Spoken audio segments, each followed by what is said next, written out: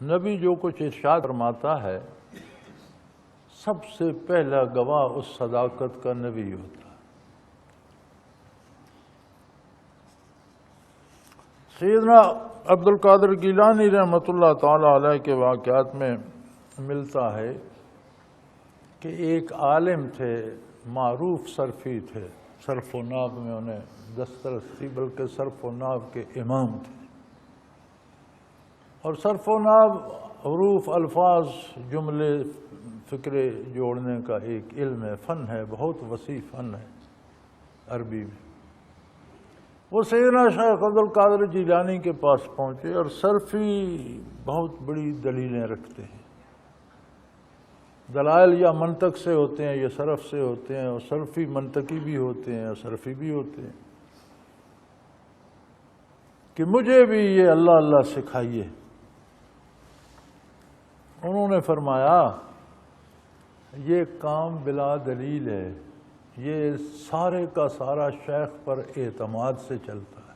اب آپ ہو صرفی، آپ ہر کام کی عقلی نقلی دلیل مانگتے ہو، تو یہ دلائل سے تو نہیں چلے گا، یہ تو اعتماد سے چلے گا، تو آپ صرف چھوڑ دیں تو ادھر آ جائیں، میں آپ کو اللہ اللہ سکھا دوں گا۔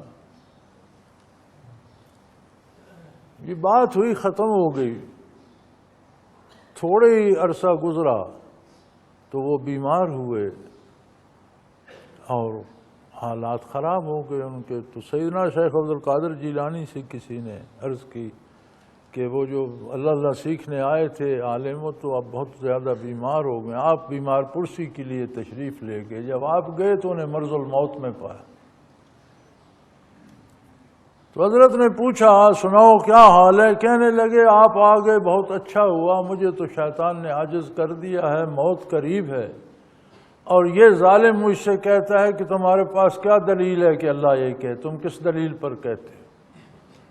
تو میں اب تک اسے 99 دلائل دے چکا ہوں اللہ کی توحید کے بارے۔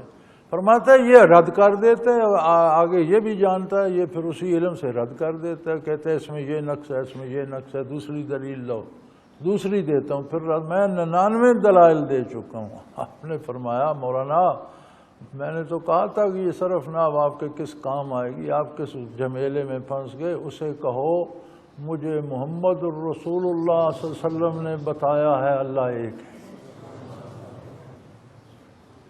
شیطان کو کہو کہ مجھے محمد الرسول اللہ صلی اللہ علیہ وسلم نے بتایا ہے کہ اللہ واحد ہے، اور یہ وہ دلیل تھی جس کا رد اس کے پاس نہیں تھا۔